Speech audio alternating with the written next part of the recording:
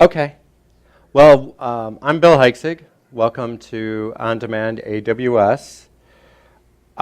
This is really great, actually, that there's so many people here because it's kind of, honestly, I was getting a little worried, but thanks everybody for coming because live people really help in a presentation.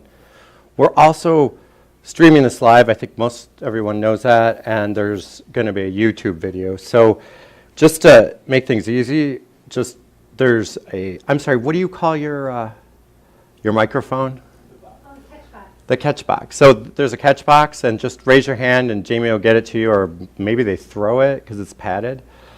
And that'll just make it easy so everybody who isn't here can hear your questions. Another thing, this is totally random, but I took our link and I stuck it onto Facebook, and this is what it rendered as. Put it on Google Plus, same link, this is what it rendered as. I don't get it, but I do think that's one of my best pictures ever. If anybody doesn't know, this is the owner of RateBrain right there. Okay, so I started in AWS about 18 months ago, and it was really, I was a director, and before that I was a manager, and I felt kind of a sense of wanting to get better acquainted with the newer technologies. And so this was a hobby project that kind of turned into consulting and other type work. So what I wanted to do, I've been a military developer forever, and so as I started to think this through, I really wanted to get the full stack. So I've done tons of RESTful web services. I did SOAP services back in the day. So I've done tons of middleware and database type things. But in terms of front end, anybody who's worked with me at like Domino's would say, no, I don't know anything about it. So I wanted to really learn those technologies so I could build a full web application. And this has nothing really to do with the presentation, except the technologies that I was trying to put out there were just the simple JavaScript, Nodejs, and Express is just a little framework that allows you to both serve static and web service content. It's really simple. I'll show you a really quick example of it. And then mongo DB is a database. So it doesn't really matter what technology I was using. I just kind of wanted to get you guys started on. I was trying to build a web application, and I wanted it to be scalable and highly available. And I was doing it by myself. So the most obvious thing when I started working with AWS would be to like kind of shove my laptop up in EC2 and have it all work. And it was, for me, not the solution that really worked best for me. And there's a few reasons why, but let me just try and explain what I ended up doing instead. So what I ended up doing instead was using what I think of as the on-demand technologies here. So instead of your provisioning and leasing a server and paying for its uptime, the gateway and Lambda give you a very easy model where if it's not being executed, it doesn't matter. It's not going to cost you anything. For the gateway, same thing. S3 is kind of a combination of those models, as is Dynamo DB, because you pay a little bit for storage, and you definitely pay for uploading, downloading from them. But still, in terms of expense, it's a lot. If I actually wanted to have a true environment that was like clustered and really sound, I probably couldn't afford to do that in EC2. So for me, it was just one of those things where I had to say, okay, first of all, I don't know, like we were talking a little bit earlier before this started about DevOps people and how much smarter they are than me. And EC2 is all, like, if you're a DevOps person, I'm sorry, my mom's calling. Mom, no. Did you tell her you're on TV? I did. I don't think she's watching. Clean underwear. Okay, so the thing that happened really was for me was I could easily stand these guys up. And EC2, it was so much learning. And again, I was trying to say to some of the DevOps folks, when you look at EC2, it must be much, much clearer to you guys than it is to me. So what I built was this little guy here. It's my EC2 free example. And the idea behind this is I'm doing the static content. It's getting loaded up into S3. It gets served up through CloudFront. I've got a time to live of 0 because there's 4 people accessing the website. There's a question? Who has the bot? Oh man, first try she failed. Before you move on, I'd like to know, EC2 you mentioned as sounds attractive for some people. Would people use that for development if it's more expensive and it's? I think the answer would be, and I'm learning EC2 because I really think that I want to learn that whole environment because I think it's important to understand and compare and contrast. But I think one of the things is that there's going to hit a point, I would imagine, that certain parts of your infrastructure, you're better off to be leasing servers that are running your software. So it wouldn't necessarily be an all or nothing, but maybe I'll be silly, but we're going to put SVN on an EC2 server and have it do the integration. I'm not going to do that. I'm going to use Lambda, but same, there might be different products that aren't supported on Amazon that you want to deploy, and maybe you're not using them in the full cluster, but they're maintenance or. Okay, so what I do is just the static contents here for a web page. So everybody basically understands the layout of a static web page. Raise your hands.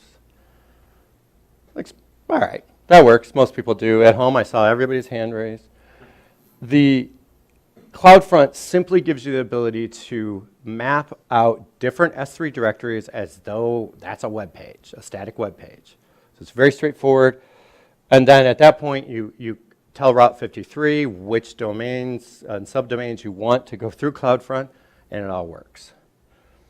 And then, oh, sorry, I don't want to go, sorry about that. I'm getting this straight now. On this side, what we're really doing is the API gateway is really straightforward for defining a RESTful web service, and then you just tell it, hey, I want you to call this Lambda method. It's going to pass into the Lambda method, whatever got passed to it, but of course, in a format the Lambda method can handle, and then the Lambda method can do whatever it needs to do and responds to the gateway.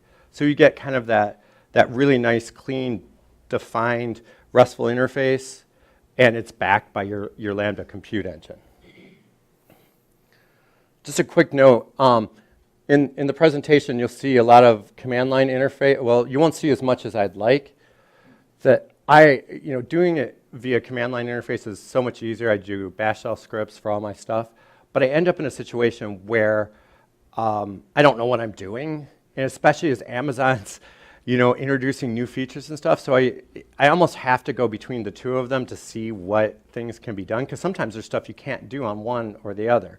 For example, the API gateway had almost no capabilities in the CLI 2 months ago. It's gotten a lot better, but you almost couldn't configure it without going up to the web console. So you'll see them mixed and matched, and that's basically the reason. So I want to just start, because I think this one's fairly simple and fairly quick to talk through, is the static side, just serving up the static content into the browser. So what we basically do here is, as I said before, we're going to put the static content in S3, CloudFront's going to serve it up, map in your Route 53, and everything works. And it's actually pretty straightforward. So all I do is I set up S3 so that I've got a set of directories in S3. So this just looks like a directory. I'm using the domain I'm going to use here. And I've got a dev, prod, and a QA directory. And if we go into the prod directory, they all look the same. This is just what you'd see, in a home directory, right, for your www or whatever. And in this situation, what you're able to do is it's just a file store. So when you push it, there's really nothing to pushing it up there. I'll show that in just a second. And keeping it up to date is really simple using the CLI. So that's the thing you might do over and over again. Once you set up the directories, you're going to push that. But after, you're only going to do the CloudFront stuff once, okay? And the CloudFront, what you're doing in CloudFront is just taking those different directories and creating CNAMEs for them. And CloudFront does a ton of stuff, but this is what I want to do. And I set a time to live on it, so it just doesn't cache anything.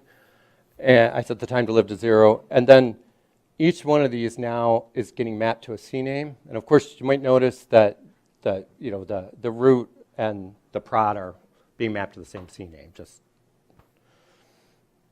And then in Route 53, 3 separate settings in Route 53, right?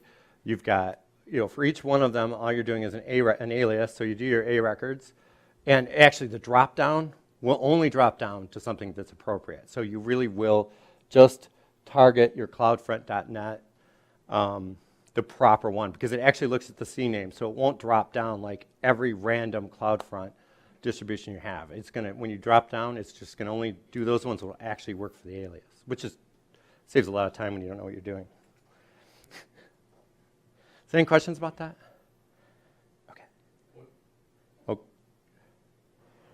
When you were saying drop down, you're referencing just what drops down from the menu bar? Yes, I'm sorry. Okay, There's a type, and then when you get the type, then this is going to be a drop down, and I'll list those CloudFront distributions that are actually appropriate for whatever alias you put in there. And when that doesn't work, you're like, I did something. All right, so basically, we've got it all set up. And again, we'll never have to change our Route 53 in our CloudFront. And we'll just keep deploying to our, I'm sorry, I flipped over. Keep deploying to S3 whenever we want to update. And so I wanted to just show very quickly how Express Node.js is set up, not because it's relevant to you understanding the language, but just so you understand that it's just a really simple framework. I run locally, and right here you can see I want to walk over there, but I shouldn't be doing that. Where that app views is all it's doing is saying, I'm going to map everything in a static directory to your root and serve it up as HTTP. So that's how you get this localhost 4000, and this is just showing my HTML.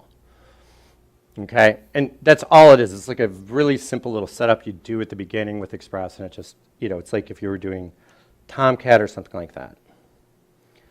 And then what I'll do is I'll use Mocha, which is just one testing framework, and I'll create a very simple test just to make sure we're just doing a ping. And this actually runs in the browser, so you just browse to the page. It's going to run this test, and if it comes back, I know that it actually made the call, whether it's from localhost or whatever.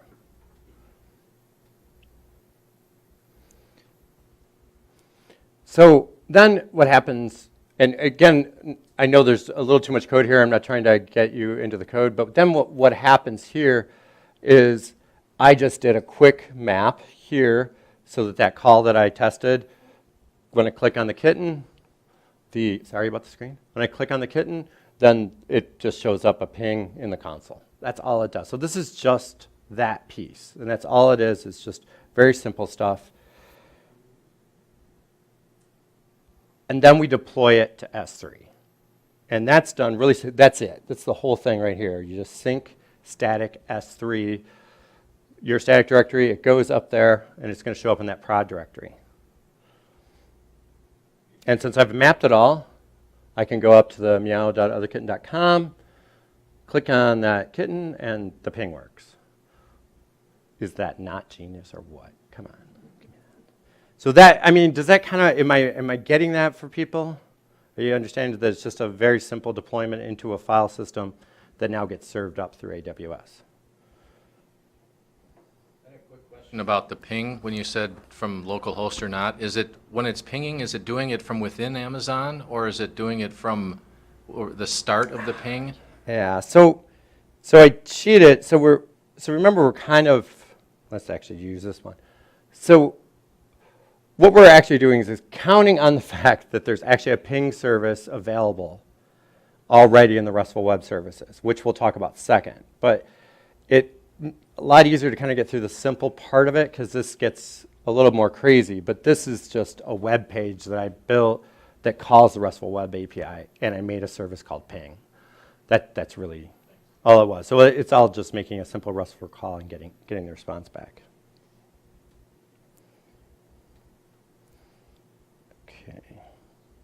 So getting back, now we'll kind of jump into the next. Unless there's more on this piece, we'll just kind of jump into the piece that's a little more tricky. Again, I needed to have all of it deploy in AWS, not part of it, and that's why I really worked hard to get a client side, because apparently nobody likes just calling RESTful web services. So now we're going to cut that piece out and we'll go and jump into this side of things. So what I'm doing with the RESTful Web Services, and we talked about it a little bit, is, again, we've got Route 53, and it's going to go to a different domain name that I call api.otherkitten.com, and that domain name goes into the API gateway. Now, CloudFront actually is being used by the API gateway, but they don't let you configure it. They do it themselves for you. So you'll see that when we go through this Route 53 type stuff, you're going to see it's actually going to still point to a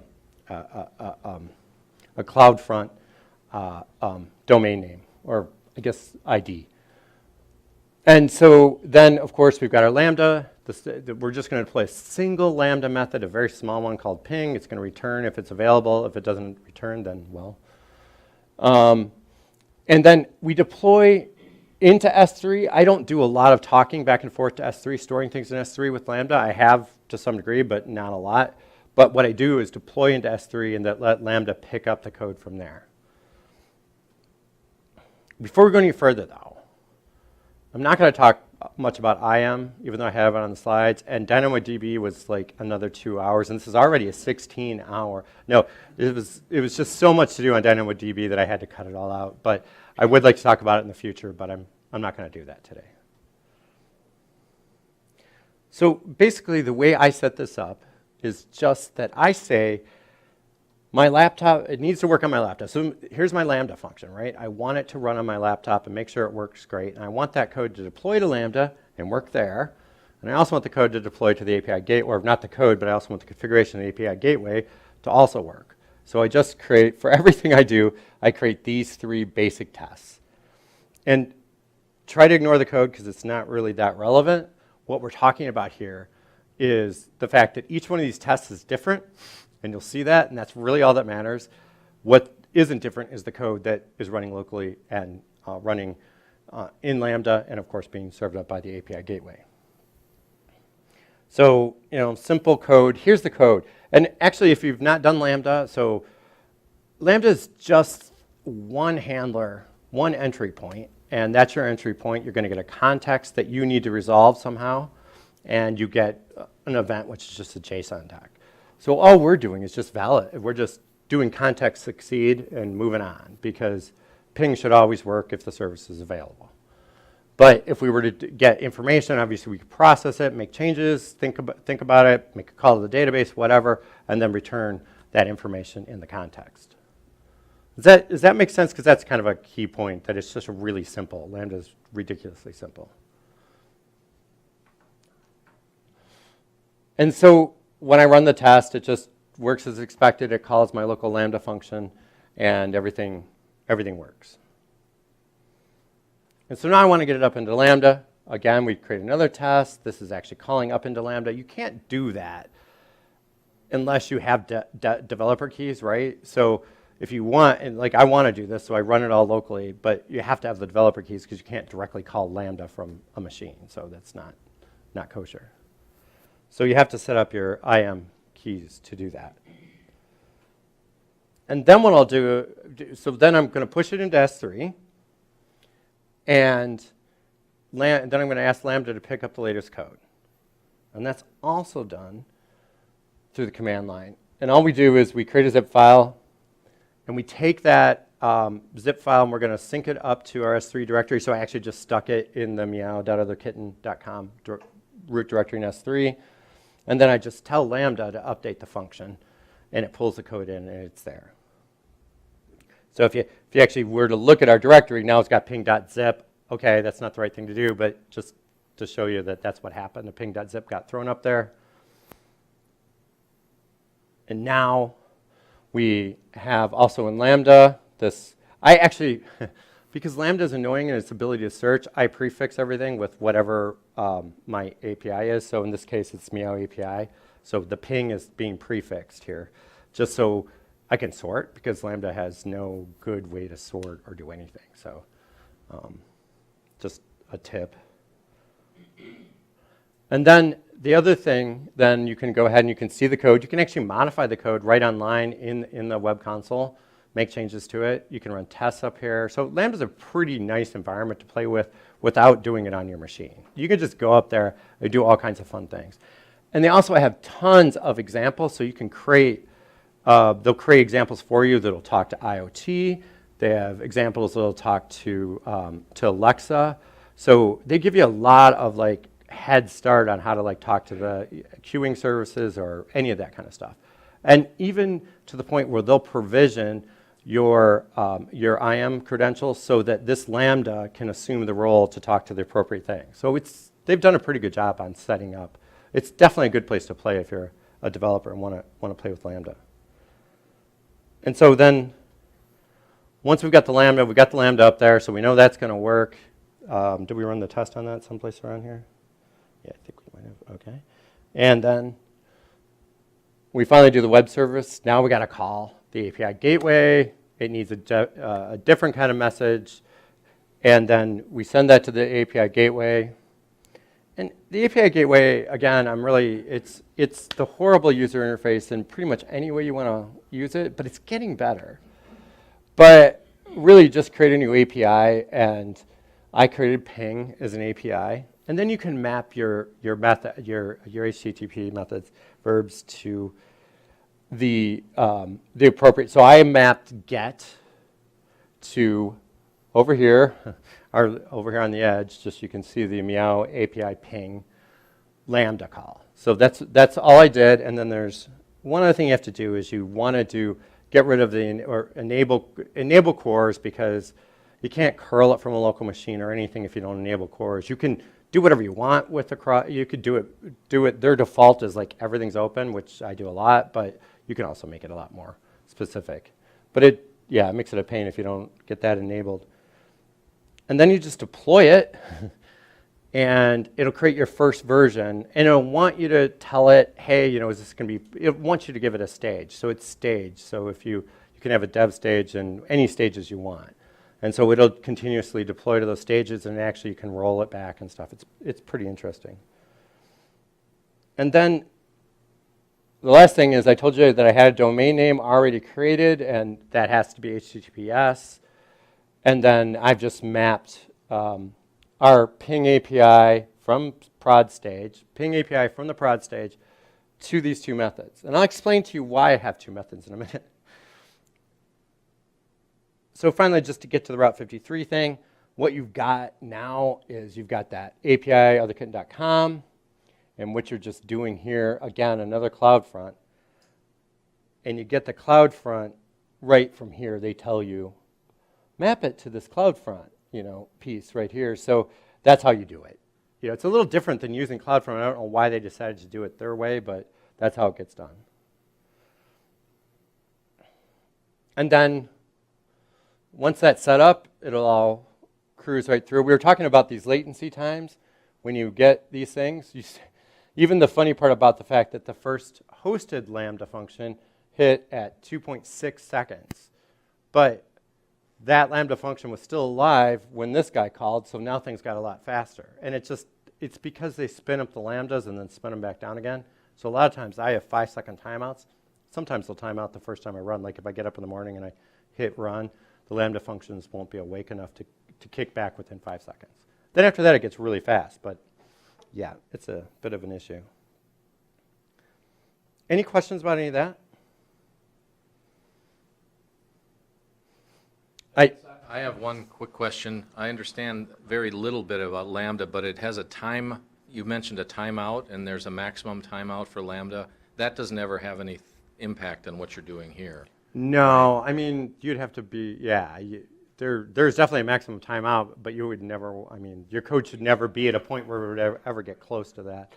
The problem is that it all goes to sleep if you don't use it. So if you're a type of company that has tons and tons of traffic, unlike me, it would never be an issue. It's just that, for somebody like me, like one person might go and look at my site, like my brother or something, and maybe 5 seconds before we could actually get anything to work. It sounds like other problems we've had in the past, like with JSPs and stuff not being, compiling and crap like that. Is there a workaround? Did you tickle your website every so often, or Yeah, that's about it, right? Tickle it. Yeah. I don't know the workaround. I think what we were saying earlier is Amazon will get there eventually, and so I'll just wait. But the workaround is probably right now, ping it regularly or something. You can open up a support ticket with them, they'll pre-warm everything too. Oh, they will? They have the IDs, yeah. You get the IDs. They will pre-warm it at different times or just? Yeah, if you have an event coming up, Oh, that's pretty cool. need access to it, they'll pre-warm it. Oh, that's great, thanks. And so actually I wanted to explain why I have these two in here, and this is probably the biggest debug thing I had to do for this presentation. Check out what happens when I curl these guys. The first one comes back healthy. I did not write anything that says healthy. So this must be Amazon's ping. I didn't know. So all this crap's failing, right? And then I look at it, and I'm like, oh, well, that's mine. That's theirs. So yeah, this is not a JSON doc, by the way, so everything was just, what the heck is that? It was really strange. It was just accidentally I wanted to use ping, and yeah. Is that part of the API gateway? Yeah, that's this is what we're seeing, yes. So what we're actually doing is hitting the API gateway with these guys. And so if you try it on one of yours and just do ping, see if it should come back healthy, or maybe not. But yeah, it's like one of those things I couldn't, just didn't realize they had that built in. That means you cannot override their natural names. Is that what you're saying? You Well, can't- at least from what I could tell. From what you, right. They were totally cool Yeah, with me yeah. acting like I could. They just weren't going to allow it. So yeah, I have it fully mapped, but they're not calling my Lambda function.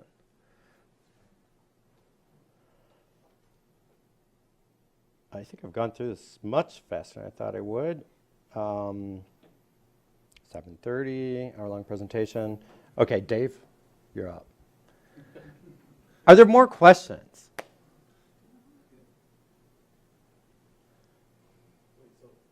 Yeah, please.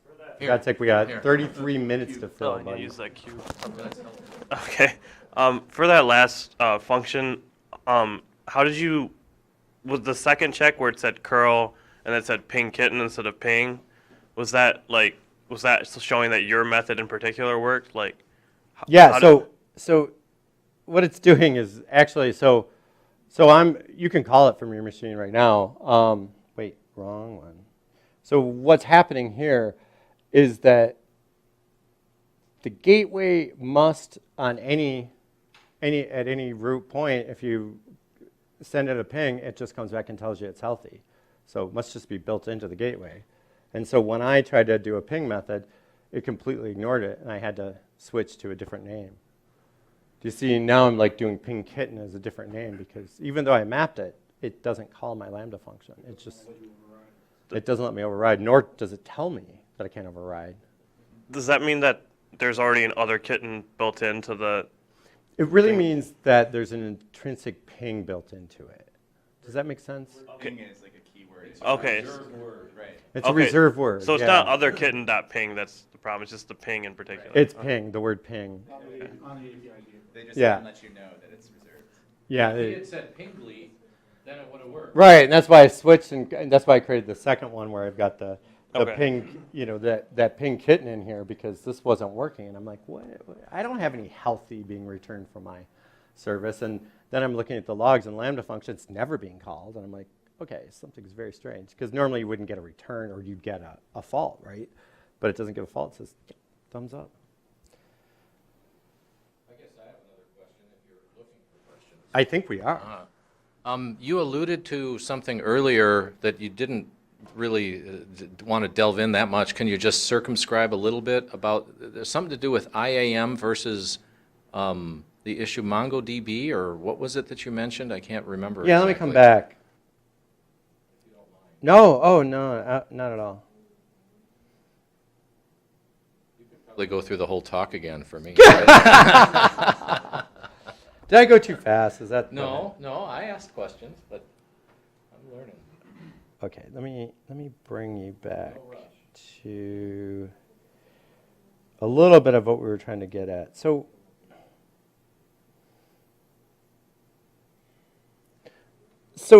actually, let's do the Dynamo DB thing a little bit. Who uses databases? We'll just start there. Nerds. That's right. That is the question. Why are people raising their hands? Nicely done. You can come anytime. So there's the whole NoSQL concept in databases out there, and there's a lot of different flavors. And so for me, I use a lot of KV stores, which require almost no real, they don't even require anything as good as MongoDB. But then sometimes I also want to use something that's a little more robust and has more information in it, which I like MongoDB for. But ultimately, the reasons I like using these databases is they're very simple for developers to set up. The downside is developers don't respect data people at all. Are there any data people in here? We don't respect you. Not as bad as QA, though. Not as bad as QA. But it's true, and so we'll go and build this crazy stuff that is almost a bag of data, and they'll be like, can you guys normalize that or sort it out? So that's kind of the danger of these types of things. I definitely like if you can kind of get into the proper patterns on what you're using it for, and I liked Dynamo DB is actually a little bit nicer than Mongo for that, because it does support a lot of different data patterns that allow you to get closer and closer to a relational database in some ways. And of course, Amazon also supports a native relational database of their own. But in terms of cost, again, Dynamo DB costs almost nothing compared to running, because you have to continuously run the database. Whatever Amazon's, what's the database that Amazon? Yeah, RDS, yeah. And that's a bit expensive too. I mean, I ran that for like a week and I was like, wow. So yeah, it's nicer to use the NoSQL solutions. Also, it's a lot easier, again, for developers to just drop it onto a dev box and use it. We're installing, Oracle or, that was the word. And then COBOL, and sorry about that. I don't know where I went for that. But doing, whatever, if you're installing one of the, MySQL, those aren't too bad, but then you start, using Microsoft databases and they require a little more install on the local machine. And then the worst part happens, in my opinion, is developers stop having local databases. And everybody starts using like a dev database and everything takes forever. So I do like it from the standpoint that developers can do the work locally, but there's not as many constraints and those are necessary, unfortunately, if you're going to build long-term robust software. And I guess the other thing we were talking about was IAM. So IAM basically is what is it, Dave? Identity. Access? Yeah, access. Access management, yeah. So IAM's basically all the credential management, setting up your roles and privileges. And it's, I set it up, I'll use the CLI for some of it, and I actually, if I want to add a dev, I can add a dev very quickly. But only a few things I've got set up on IAM that work very well, like getting my dev keys and everything so people can just start working. But this is a security model, and you kind of need to know your stuff with IAM. And I don't, and I'm learning it, but that was another reason why I kind of said Dynamo DB and IAM are like their own world of topics. And I could kind of brush by them, but realistically. And the only reason for what we've been talking about tonight you would need IAM, or you don't need Dynamo DB obviously at all for what we're talking about tonight because it doesn't do anything.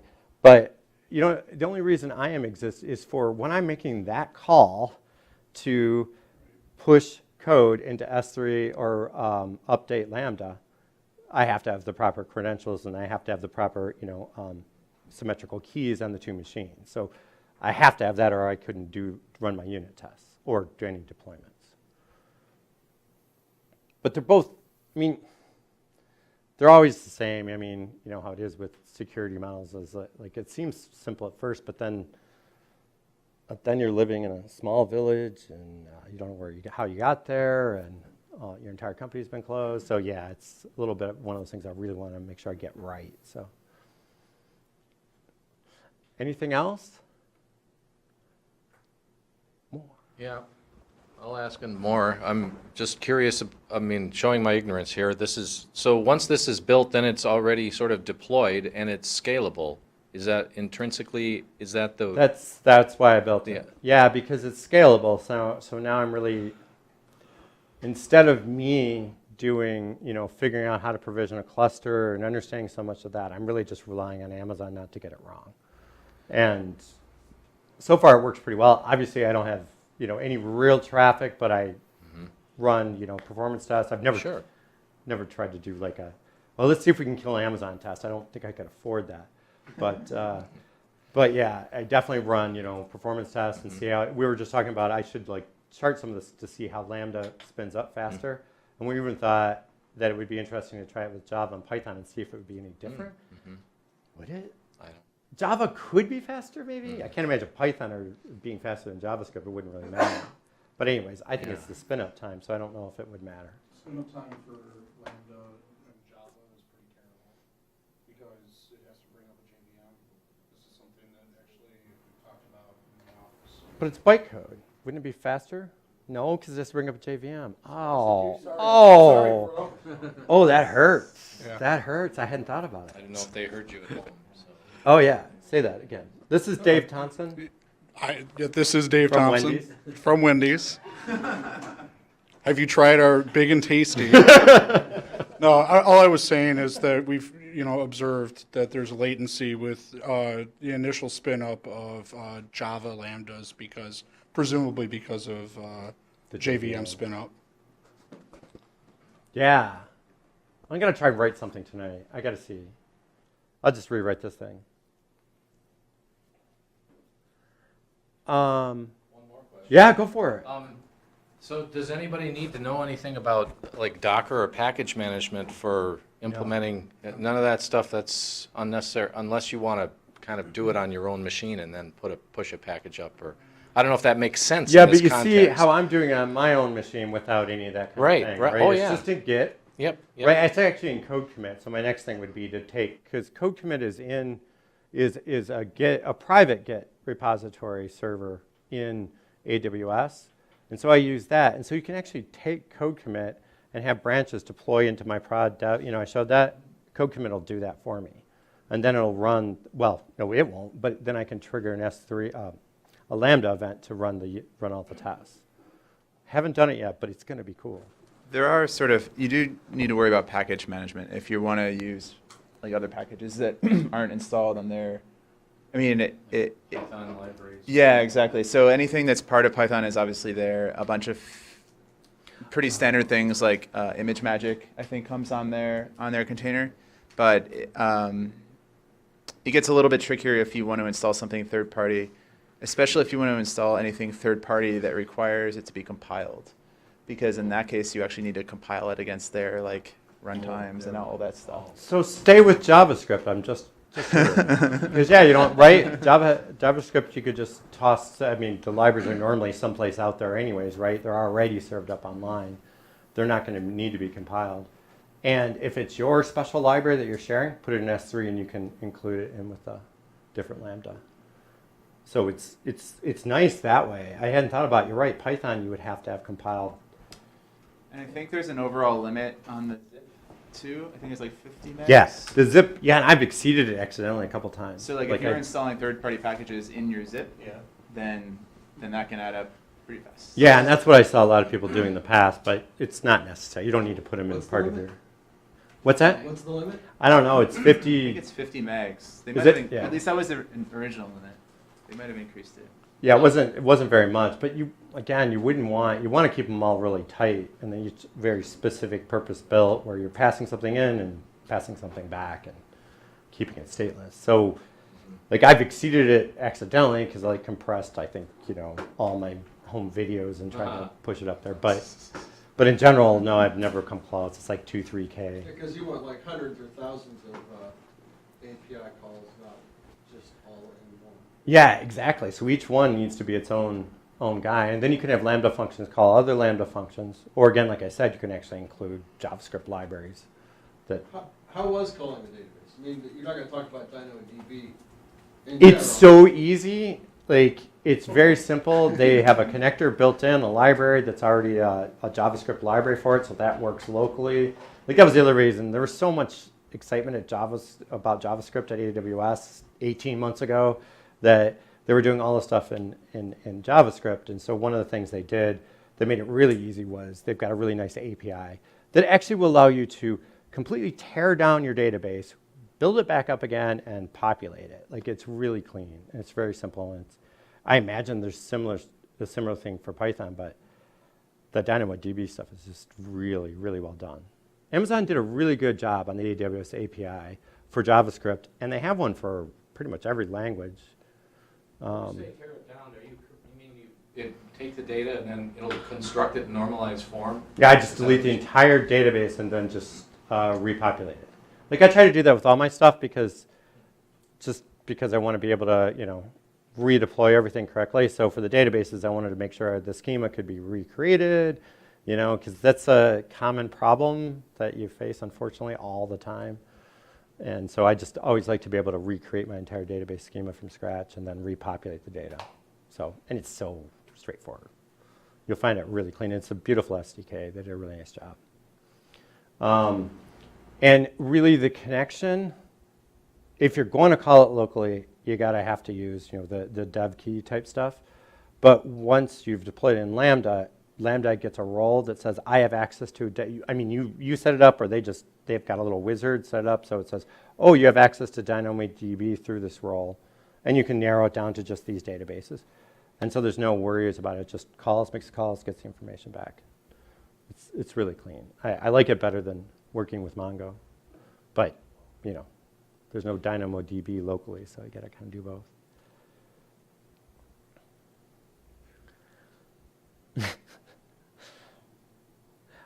All right. Thank you, everybody. It was great. Appreciate it. This puppy on down. I see your website requires a sign-in. Yeah.